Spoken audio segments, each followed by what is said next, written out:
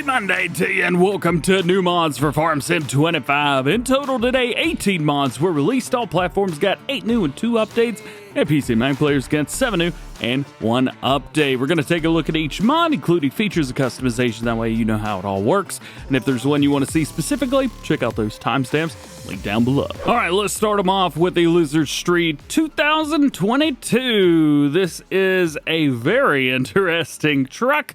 It's a little sporty, a little bit European as well. Maybe something that you'd find near the UK. Kind of reminds me of a Mitsubishi ever so slightly.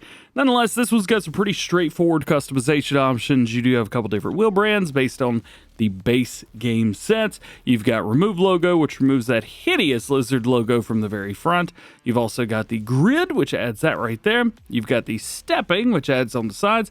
And then you've got the Cover, which I will be straight up honest with you. I have probably spent more time than this section is going to take trying to figure out what this covering.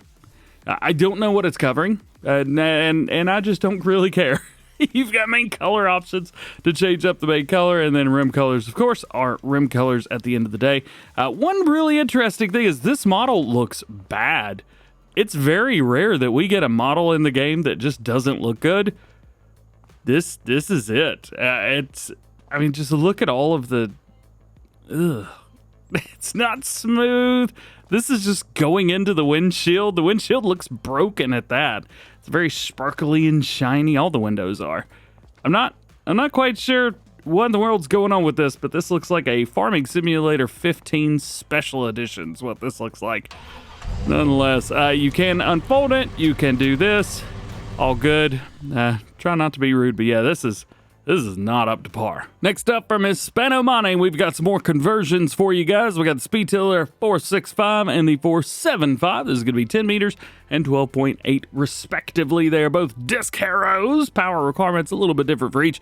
550 versus 360. It is nice to have a little bit of a smaller version. I don't quite remember if this was in the game or not, or if this is something that Hispano Money has put together. Nonetheless, I dig it. I really dig it. They're quite expensive, but one of the cool things is you can change up the colors. So if you really wanted to be that guy, oh, yep. Doesn't feel good doing this, but I do think it's funny. Sorry, guys. Next one on our list is the Lizard DRG22 from Angelo Smet. Now, this is their Lizard version of the Demeric DRG22. Excavator grab, use this, grab and hold all kinds of stuff, mainly logs to be fair. Weighs 1.4 tons by itself. Says it goes between 125 and 150 centimeter round bells. I don't know how that got in there. This is a logging machine. But anyway, hey, at least you know you can grab 180 centimeter round bell if you want. You do have hydraulic hoses, yes or no, main color and design. Now we check out some placeables. First up, the small garage with the workshop from ICAS. This will cost you $10,000. You can change it to whatever color you would want. Kind of reminded me of a Welker feel a little bit, one of their smaller buildings, so I decided to paint it blue. We got all kinds of stuff, including the trash can that I've totally not got in my my garage right now. ICAS, quit sneaking into my house and stealing ideas for my garage. And you got a door on the side. It's a very cool setup, dude. It's nice, small, very sleek. It's perfect. Next, we got a big one, feeding storage. This shed is actually a real replica of a large dairy farm from Schleswig-Holstein, Germany. And I messed that up real bad, I'm sure. So this right here, they say that it's got enough components to feed over 700 cattle. And here we do have auto loading for bales, which is very nice. It's going to be 1,260 of them. They're going to be in this area way down here. Everything else is just dump in the products that you need and come through with a bucket and get them out.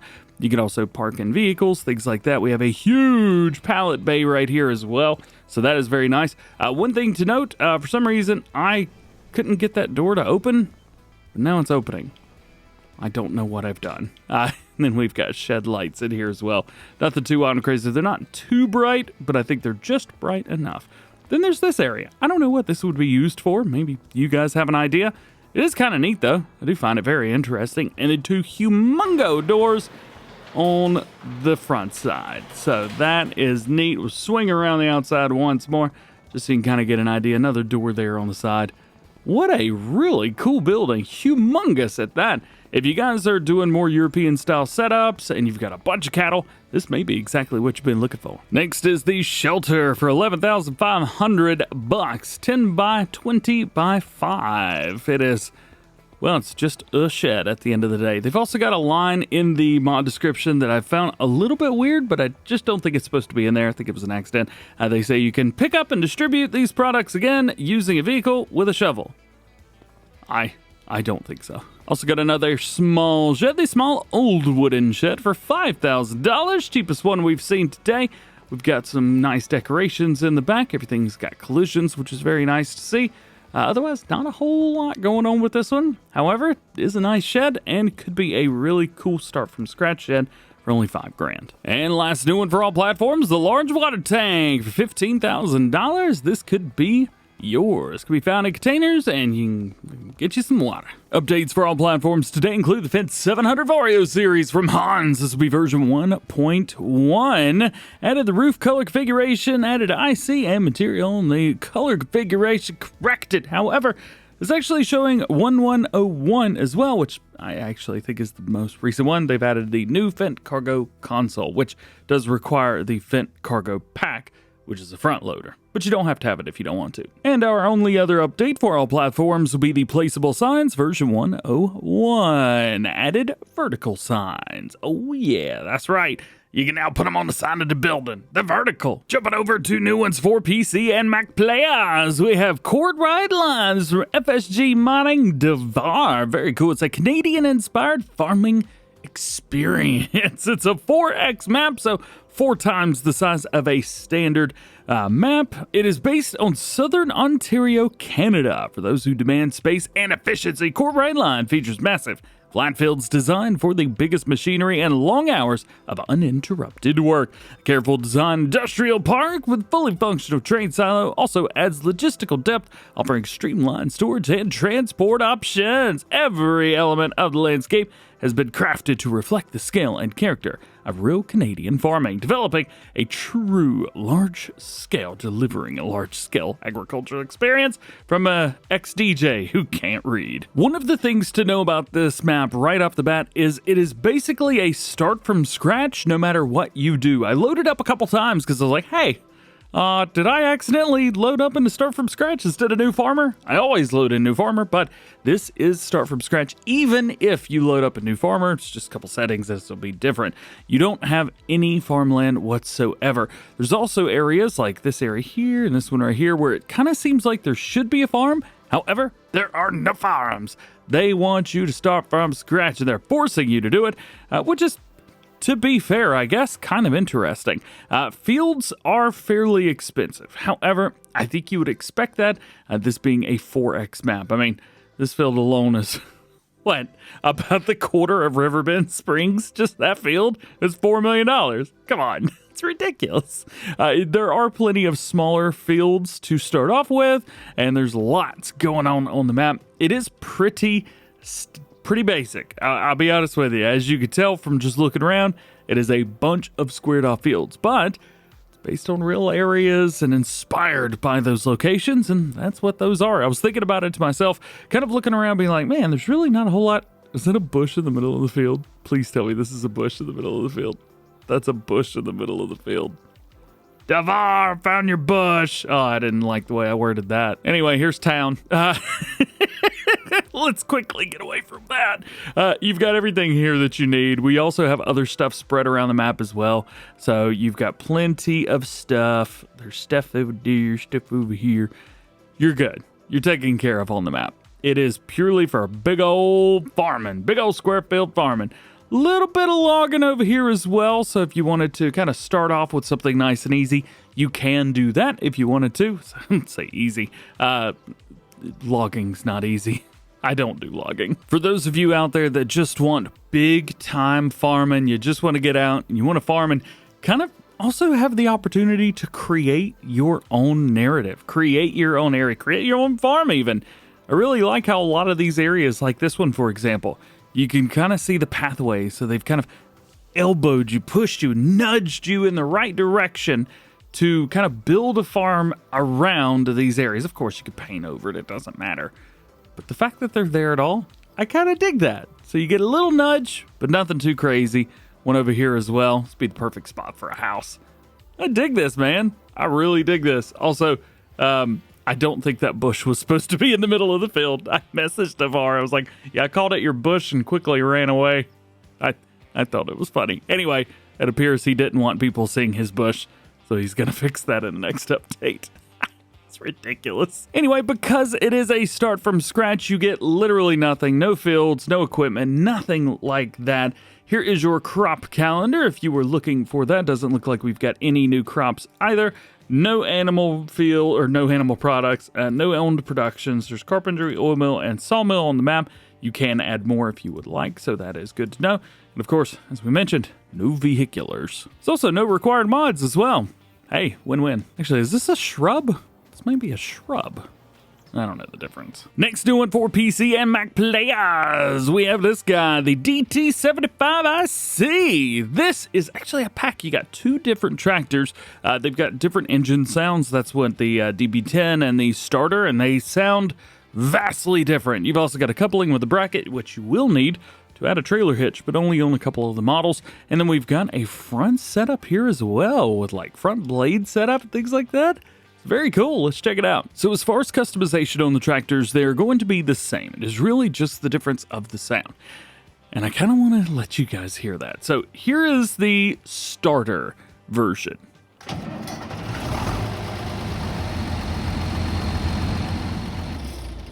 Pretty standard, nothing too wild and crazy. This one, however, which is the first one on the list, the DT10, this sounds crazy. Check this out.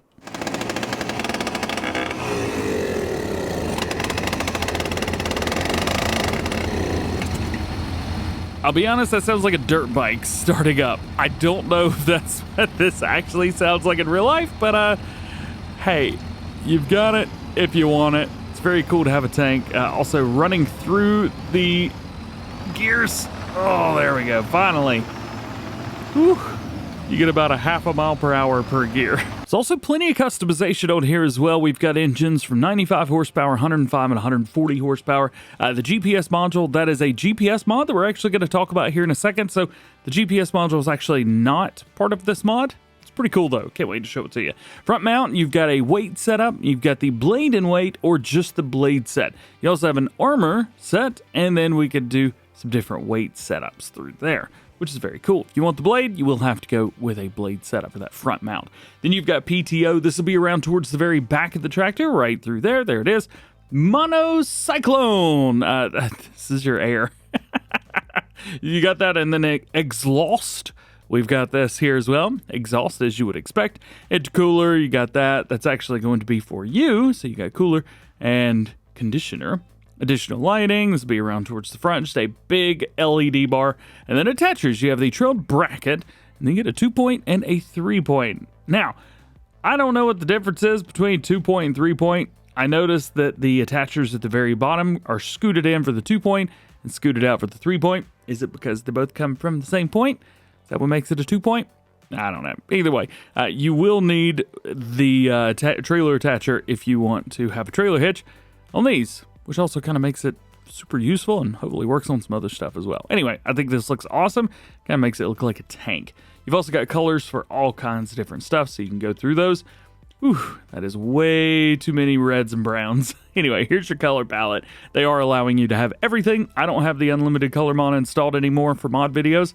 You just got everything. Then you got the coupling bracket. As I mentioned, you will need this if you want a trailer hitch, and you've got the 2 or the 3-point. And then we've got these guys. So you've got a shovel, which you've got stickers for. Another one, they call them shovels. They're actually not shovels. And then you have a snow wedge here, which you can push through. Plenty of colors. Pretty cool mod pack, man. Be honest with you. Moving on, we got a tipper, the EuroMilk Bison LX 2400. This bad boy is a full tipper, so it will hold all bulk material in the game. You can run an extension, so somewhere between 20,000 and 24,000 liters.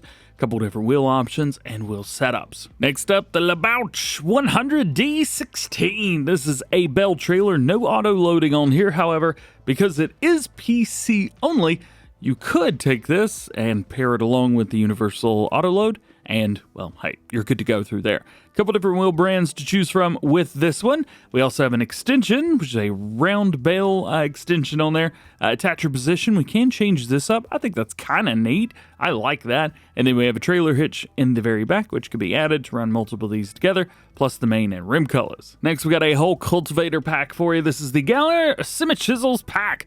5 cultivators in here. Goodness gracious. 2.2, 2.5, 2.7, 3, and 3.5 meters. Most of these have a row configuration with the exception of one of them. And then we've got the plowshare colors.